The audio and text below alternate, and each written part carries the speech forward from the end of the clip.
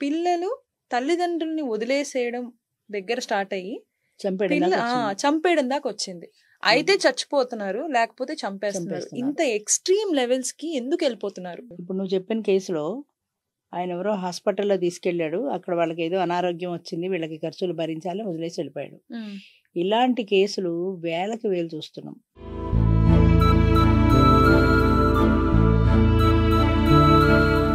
కాచిగూడ స్టేషన్కి తీసుకెళ్ళాడు, వాళ్ళ అమ్మని కాశీ తీసుకెళ్తాని.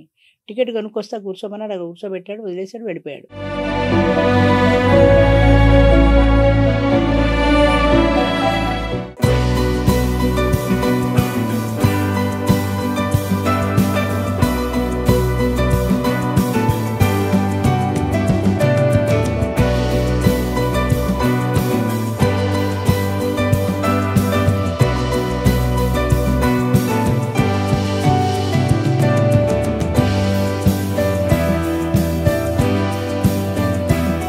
అందరికీ నమస్కారం, వెల్కమ్ టు ధాత్రి టీవీ. అమ్మ డైరీలో ఇంకొక పేజీ మన రాజేశ్వరమ్మ గారితో కొత్త ఎపిసోడ్.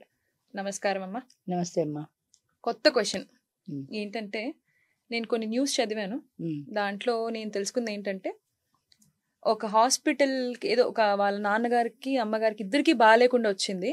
వీళ్ళు కొడుకు కోడలు మళ్ళీ పిల్లలు కూడా, అంటే మనవడు మనవరాలు అందరూ కలిసి వాళ్ళని హాస్పిటల్కి తీసుకుని వెళ్ళారు, చెకప్ చేపిస్తూ ఉన్నారు.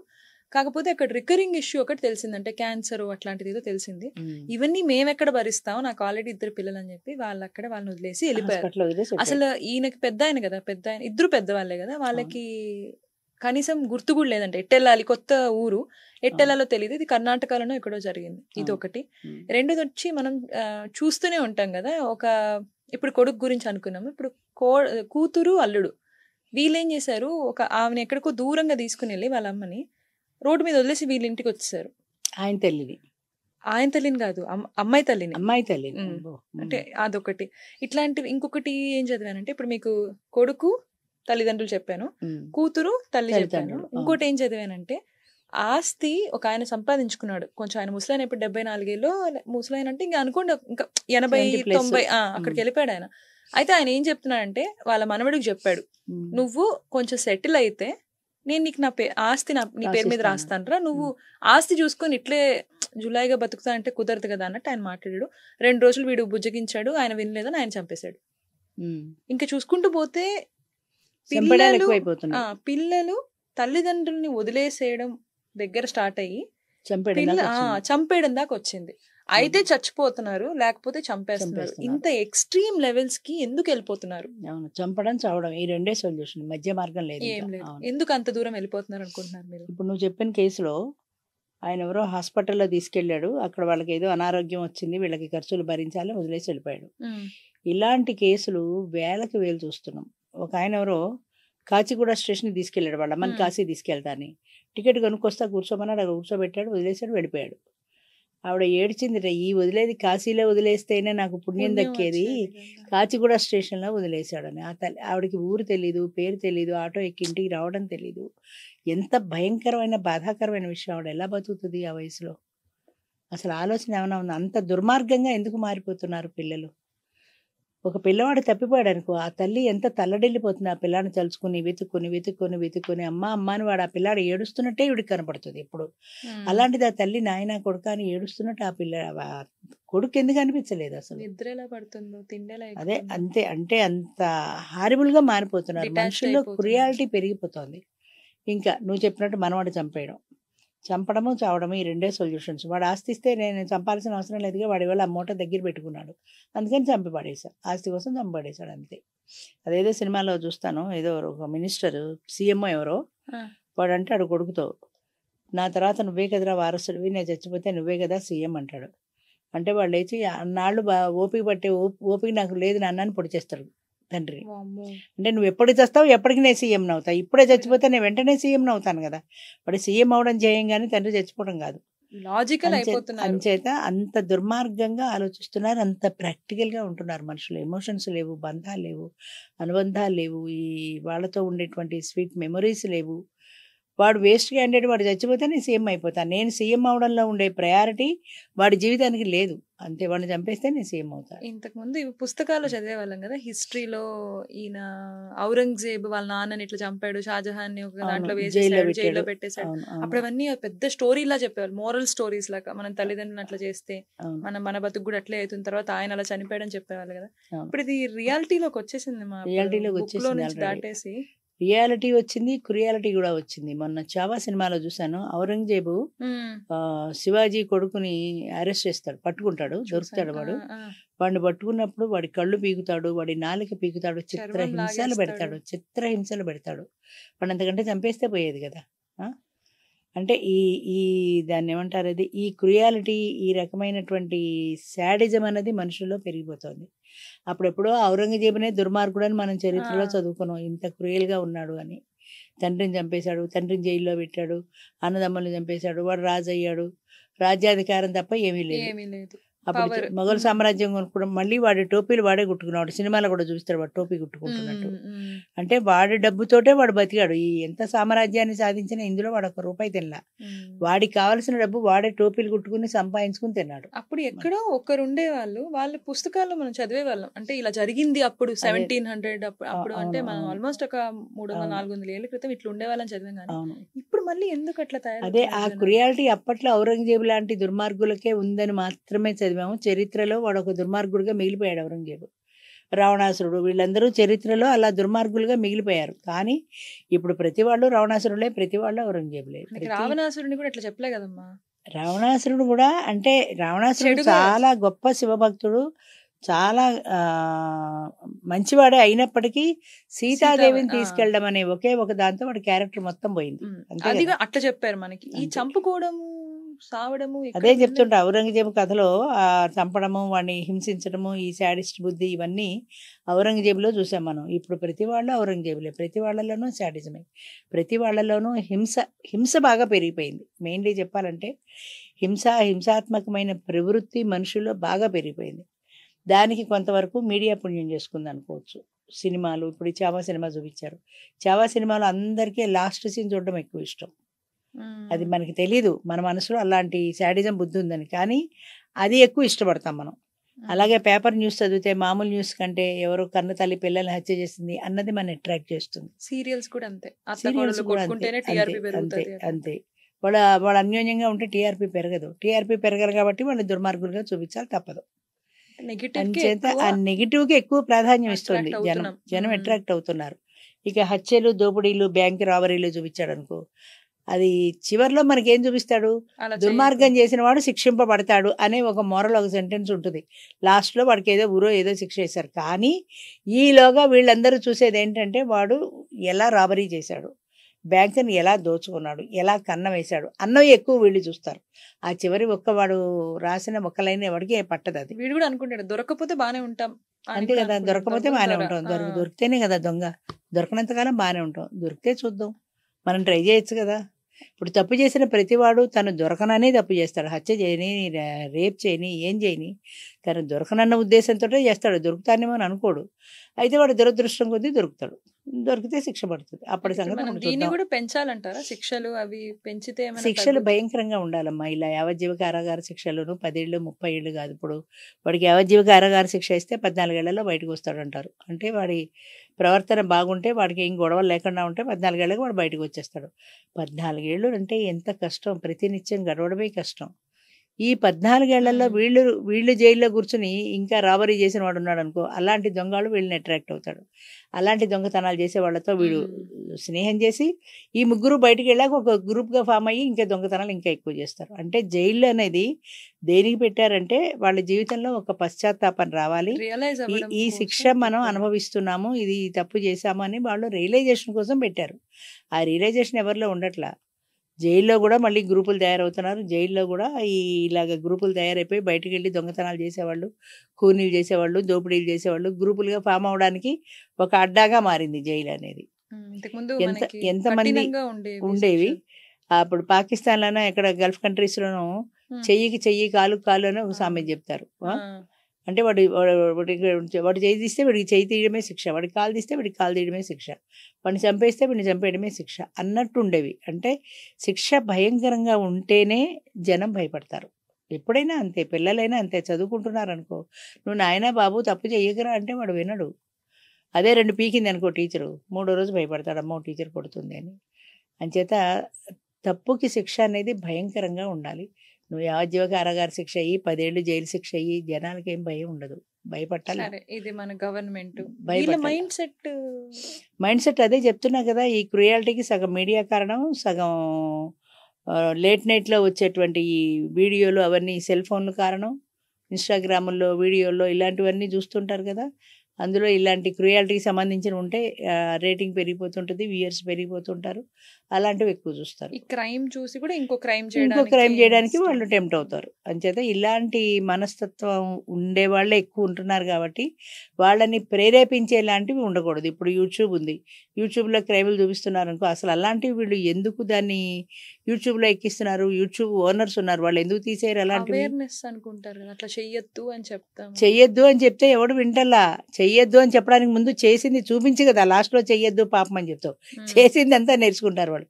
చెయ్యొద్దు అన్నమాట ఒక సెంటెన్స్ ఉంటుంది లాస్ట్లో, నువ్వు దుర్మార్గం చేస్తే శిక్షింపబడతావు. అది ఎవడు పట్టించుకోడు. దానికి ముందు క్రైమ్ ఎలా చేశాడు అన్నది నేర్చుకుంటున్నారు. ప్లస్ వీళ్ళకి కూడా మళ్ళీ డిటాచ్మెంట్ ఉండడం వల్ల అతను ఒక మనిషిలా కనిపిస్తున్నాడు, కానీ మా తాతగారు మా అమ్మ అసలు లేదుగా, వాడికి ఆ ఎమోషన్ లేదు కదా. ఎమోషనల్ రిలేషన్ ఉంటే, తాతగారితో ప్రేమ ఉంటే వాడు చంపలేడు ఆయన్ని. ఎమోషనల్ రిలేషన్స్ లేవు, మా తాతగారు అన్న ఫీలింగ్ లేదు. అక్కడ ఆస్తికి ప్రాధాన్యం కానీ మనిషి ప్రాణానికి ప్రధానం లేదు. ముసలాడు చేస్తే నష్టం ఏంటి, నాకు ఆస్తి వస్తుంది కదా అని. ఇప్పుడు ఎట్లా మారుద్దాం? ఇప్పుడు మీరు అమ్మ డైరీ క్లోజ్ చేసి తాత డైరీ ఓపెన్ చేస్తే ఏం మార్చొచ్చు ఆ పిల్లవాళ్ళు? అట్లా వాళ్ళలో రియలైజేషన్ రావాలమ్మా, ఎవరు మార్చలేరు వాళ్ళని. వాళ్ళకి రియలైజేషన్ రావాలి. వాళ్ళకి రియలైజేషన్ రావాలి అంటే, ఈ జన్మలో చేసిన తప్పు కదా, ఏదో సీరియల్లో చెప్తుంది, ఈ జన్మలో చేసిన తప్పుకి అదే శిక్ష ఈ జన్మలోనే అనుభవిస్తావని. ఇప్పుడు ఒక తప్పు చేశాడంటే వీడికి ఒక భయం ఉండాలి, అమ్మో అలాంటి శిక్ష నాకు కూడా వస్తుందేమో అని. అంచేత అలాంటి భయాలు లేవు కదా మనుషుల్లో. పాపం పుణ్యం, తప్పు ఒప్పు ఇలాంటివి లేవు. అంచేత నువ్వు ఎక్కడో నరకానికి పోతావంటే ఎవడు చూడొచ్చాడు అదంతా. అందుకని ఈ జీవితం నాది కాబట్టి ఈ జీవితంలో చేతనైనంత వరకు సుఖపడ్డమే నా ఉద్దేశం అనుకుంటారు అంతే. కానీ ఈ సుఖం కోసం నువ్వు ఈ తప్పు చేస్తే అదే తప్పు జీవితంలో వెంటాడుతుంది, అదే తప్పుకు నువ్వు ఫలితం అనుభవించవలసి వస్తుంది. నువ్వు చేసిన తప్పుకి శిక్ష ఈ జన్మలోనే అన్నది ఉంటే అది భయం ఉంటుంది. ఫ్యామిలీ లెవెల్లో, గవర్నమెంట్ లెవెల్ అంటే మనం చుట్టూ ఉన్న స్టేట్ లెవెల్లో ఎక్కడ కూడా మనకి భయం అనే కాన్సెప్ట్ లేదు, తీసేశారు. శిక్షలు కూడా అంతే, అంత భయంకరంగా ఉండాలి. వాడికి 6 నెలలు జైలు శిక్ష, లేకపోతే 2 లక్షలు జరిమానా అంటే కట్టిపాడేస్తున్నారు జరిమానా. 6 నెలల్లో బయటకు వచ్చేస్తున్నారు. నిజంగా రియలైజేషన్ కోసం అయితే ఈ శిక్షలు వేశారో, ఆ రియలైజేషన్ లేకపోగా మరింత కరుడుగట్టిన ఖైదీల్లా మారుతున్నారు వాళ్ళు. అక్కడికి వెళ్ళిన తర్వాత ఇంకా స్ట్రాంగ్ అవుతున్నారు. ఒక తప్పు చేసి వెళ్ళి ఇంకా 10 తప్పులు చేయడానికి సరిపడా స్టామినా సంపాదించుకుంటున్నారు. అంతే తప్ప తప్పు చేశాను నేను అన్న రియలైజేషన్ లేదు. అంచేత ఇవన్నీ ఇలాంటి క్రుయాలిటీ పెరగడానికి అడ్డాలుగా మారుతున్నాయి జైళ్ళు అనేవి కూడా. నాకు కంక్లూడ్ చేయడానికి కూడా ఏం లేదమ్మా, అంటే కొంచెం బాధగా అనిపిస్తుంది. ఎక్కడి నుంచి ఎక్కడికి వచ్చాం మనం, వాళ్ళు చిన్నప్పటి నుంచి చూసుకుని. అది ఎవరికి వాళ్ళు నేర్చుకోవాలమ్మా. అది చెప్పాలంటే చిన్నప్పటి నుంచి వాళ్ళ పేరెంట్స్ చెప్పాలి. మంచి చెడ్డ, పాపం పుణ్యం, అవన్నీ పాపం పుణ్యం వదిలేయి మంచి చెడ్డ అనేది. ఇప్పుడు ఈ రోజుల్లో పేరెంట్స్ ఎక్కడ ఖాళీ ఉందమ్మా? ఎంతమంది చెప్తున్నారు, పిల్లల్ని కూర్చోబెట్టుకుని ఎంతమంది హోంవర్క్లు చేయిస్తున్నారు. మా చిన్నతనాల్లో చిన్నతనం ఇంట్లో నాకు 30 ఏళ్ళు వచ్చాక నేను చదువుకోవడం మొదలెడితే మా అమ్మ నాన్న ఇద్దరు పడుకునేవారు కాదు. 4 గంటలకు మమ్మల్ని లేపేసి వాడు పడుకునేవాడు కాదు. 4 గంటలకు లేపి వాళ్ళు కూడా కూర్చునేవాడు. ఆవిడ పేపర్ చదువుకుంటూ, ఆయన ఆఫీస్ కాగితాలు రాసుకుంటూ 6 వరకు వాళ్ళు కూడా కూర్చునేవాడు మాతో. అంటే లేపేయడం ఒకటే మన బాధ్యత కాదు, వాళ్ళు చదువుకునేలా చూడడం కూడా మన బాధ్యత. ఆ బాధ్యతలు ఎంతమంది నిర్వర్తిస్తున్నారు? వీళ్ళకి ఆఫీసుల్లో మీటింగులు, లేట్ నైట్లు, పిల్లలు క్లబ్బులు, పబ్బులు, ఇంట్లో పెద్దవాళ్ళు ఎవరు కంట్రోల్ చేసేవాళ్ళు లేరు. సో ఇదంతా వాళ్ళకి కారణాలే కదా. అడిగినా కూడా తప్పు ఆన్సర్ అడిగితే వెళ్ళిపోతారు ఇంట్లోంచి, అదొక భయం. కాస్త చదువుకుని ఉద్యోగాలు వచ్చాయి అంటే అసలు ఎవ్వరి మాట వినరు. ఎక్కడో చూశాను ఏదో ఛానల్, అది కూడా సుమనేనేమో నాకు గుర్తులేదు. ఒక అమ్మాయి సిటీలో ఉద్యోగం చేసుకుంటుంటుంది, వాళ్ళది పల్లెటూరు. వాళ్ళ అమ్మ అప్పుడప్పుడు ఫోన్ చేస్తూ ఉంటుంది వాళ్ళ అమ్మాయికి, అమ్మాయి ఎలా ఉన్నావు అని. బాగానే ఉన్నాను లేదు, నేను ఆఫీస్లో ఉన్నాను, నన్ను డిస్టర్బ్ చేయకు అని. అమ్మాయి పెద్దగా మాట్లాడదు. సరే ఎక్కడ ఉంటామంటే ఏదో ఫలానా ఏరియాలో ఉంటున్నాను ఏదో అడ్రస్ చెప్తుంది. ఒక రోజున వాళ్ళ అమ్మ చెప్పా పెట్టకుండా కూతుర్ని చూద్దామని కూతురికి ఏవో బుట్ట నిండా అన్ని సరుకులు అన్నీ సర్దుకొని ఇంటికి వస్తుంది. అడ్రస్కి వస్తుంది. అడ్రస్కి వస్తే తలుపు తాళం వేసి ఉంటుంది. లేదు పిల్ల ఇంట్లో. ఫోన్ చేస్తుంది పిల్లకి, నేను వచ్చానని. నేను ఎవడు రమ్మన్నాడు, ఎందుకు వచ్చావు, నువ్వు వెళ్ళిపో, నేను ఆఫీస్లో ఉన్నాను, ఇప్పుడు నాకు రావడానికి కుదరదు అంటుంది. అలా 2-3 సార్లు వస్తే 2-3 సార్లు అంతే జరుగుతుంది. తల్లికి పిల్ల ఎప్పుడూ కనపడలా. ఇరుగు పొరుగు చెప్తారు, మీ అమ్మాయి నువ్వు కంట్రోల్లో పెట్టుకో అమ్మ, పేరుకి ఇల్లు తీసుకుంది ఇక్కడ, ఇంటికి ఎప్పుడు రాదు, ఎప్పుడో మధ్యలో వస్తుంది వెళ్ళిపోతుంది, ఇంట్లో మీ అమ్మాయి ఉండట్లేదు అనేదో ఇరుగు పొరుగు చెప్తారు. అప్పుడు కూతుర్ని గట్టిగా నిలదీస్తుంది, అసలు నువ్వు ఎక్కడ ఉద్యోగం చేస్తున్నావు, నీ ఆఫీస్ ఎక్కడ, నేను వచ్చి చూస్తాను ఎవరు అంటే. అప్పుడు ఆ పిల్ల ఏం చెప్పిందంటే, ఎవరో ఒక పెద్ద ఆయన దగ్గర, 50 ఏళ్ళ ఆయన దగ్గర నేను పనిచేస్తున్నాను, ఆయనే నాకు ఆ ఫ్లాట్ ఇచ్చాడు, ఆయనే రెంట్ కడతాడు, నేను ఆయనతోటే కలిసి ఉంటున్నాను నేను. నీకు నేను మంచి సంబంధం చూస్తానంటే నువ్వు ఇంతకంటే గొప్ప సంబంధం తేగలవా నాకు? ఆయన 50 ఏళ్ళవాడే కావచ్చు, కానీ నాకు కావాల్సినవి అన్నీ సమకూరుస్తున్నాడు, జీతం ఇస్తున్నాడు, నెలలా అద్దె కడుతున్నాడు, కార్లలో ఆయనతో పాటు తిరుగుతున్నా, ఇంతకంటే సౌకర్యవంతమైన జీవితాన్ని నువ్వు చేయగలవా నాకు? ఓ 30 ఏళ్ళవాడిని చూసి పెళ్లి చేస్తావు కరెక్టే, కానీ ఇంతకంటే ఎక్కువ చూస్తాడా వాడు? కంఫర్ట్ అంతే, అది ముఖ్యం నాకు. ఆయనను ప్రేమగా చూసుకుంటున్నాడు కదా అంటే, నీ జీవితం పాడైపోదా వాడిని నమ్ముకుని? ఎన్నాళ్ళు ఉంటావు వాడితోటి? జీవితం అంతా ఉండగలవా నువ్వు అని అడిగితే, ఎన్నాళ్ళు ఉంటే అన్నాళ్ళే, నడిచినన్నాళ్ళే, ఎన్నాళ్ళు సంతోషంగా ఉంటే అన్నాళ్ళే ఉంటాను, లేననుకో మానేస్తాను, అప్పుడు చూద్దాం, అప్పుడు ఆలోచిస్తాను పెళ్లి గురించి. అంచేత నువ్వు నా గురించి ఆలోచించాల్సిన పని లేదు. తల్లికి అది చెప్తుంది, నువ్వెందుకు నన్ను గురించి బాధపడతావు?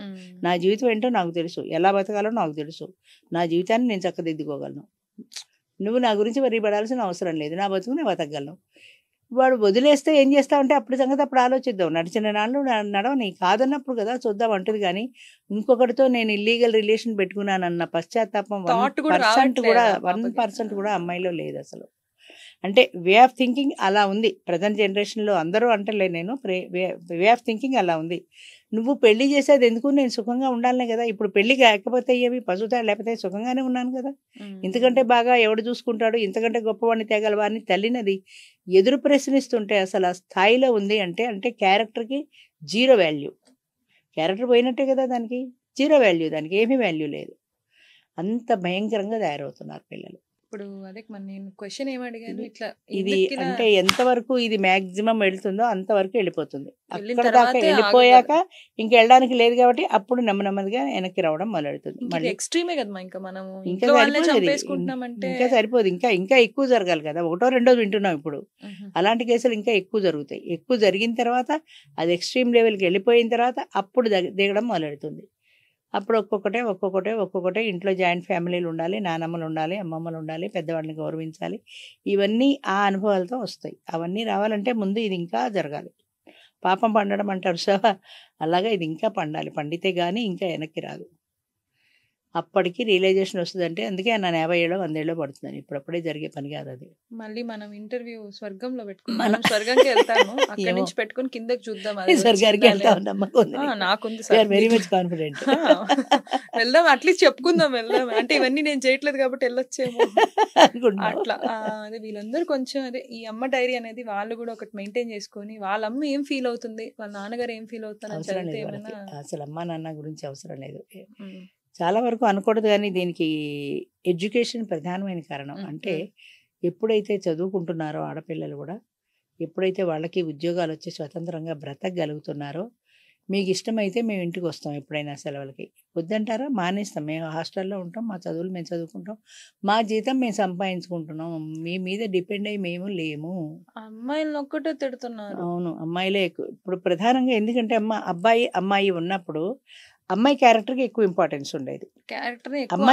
అమ్మాయి జాగ్రత్తగా ఉండాలి అనేది అమ్మాయి విషయంలోనే ఎక్కువ అబ్బాయి కంటే.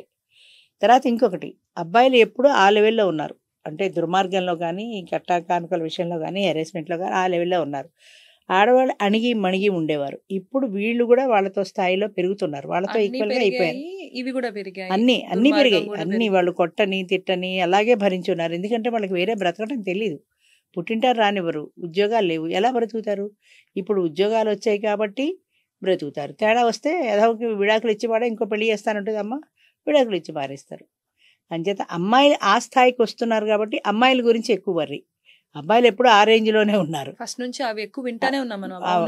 వాళ్ళు అలాగే ఉన్నారు. కానీ అమ్మాయిలు తక్కువలో ఉన్న వాళ్ళు కూడా వాళ్ళతో సమానంగా పెరిగిపోతున్నారు. కనీసం కూతురన్నా చూసుకుంటది అనే దగ్గర నుంచి ఏమో మనకి తెలియదు వరకు వచ్చింది అంటున్నారు. అదే చెప్తుంటా. అంచేత అమ్మాయిలు ఎక్కువ పెరుగుతున్నారు కాబట్టి మీరు అలా పెరగకండే బాబు అని చెప్దామని తాపత్రయం. వాళ్ళు పెరుగుతారు, ఎలాగో మానరు అనుకో.